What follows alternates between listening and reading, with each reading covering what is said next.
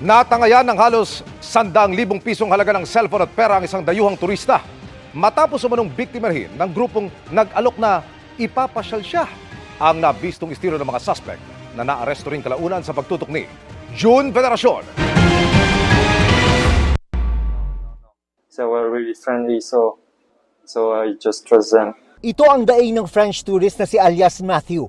Matapos umanong pagkatiwalaan ng grupong lumapit sa kanya nitong linggo, May 25, habang naglalakad siya sa Makati. Nagpresenta umano ang grupo na sasamahan siyang mamasyal sa isang tourist spot sa Maynila. Kumain muna sila, pagkatapos sumakay na ng taxi.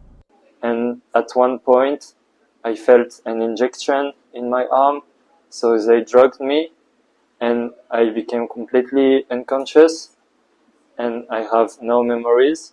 Nang magkamalay si Matthew, doon na niya nalaman na nalimas na ang kanyang pera at gamit. Pagising niya, wala na yung kanyang mga gamit na cellphone at cash na nagkakahalaga ng 96,000 pesos.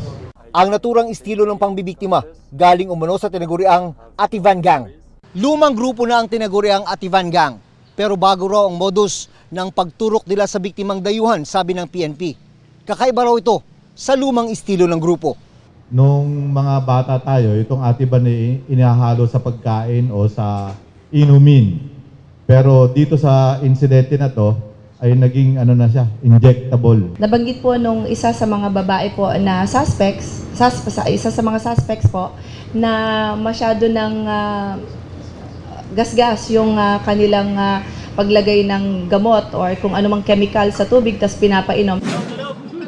Kahapon, sa tulong ng isang app, na-trace ang cellphone ng biktima. Doon na naaresto ang 5 suspect, kabilang ang isang 68 years old na babae. Nakuha sa kanila ang cellphone ng dayuhan. Sasampahan sila ng reklamong robbery. Ano po kami in-inject, sir? Bakit nahilo sir? Nakatulog. Kampo siguro, yung sleeping pills. Paano nilagay? Paano pinainom? Nalo? Sa kampo, sa prutas. I feel sad, and I don't want that it's happened again to other tourists like me who just trust people that are friendly.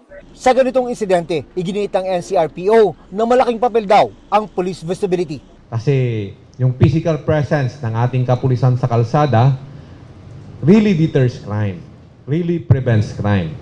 Para sa GMA Integrated News, June Veneracion, nakatutok, 24 oras.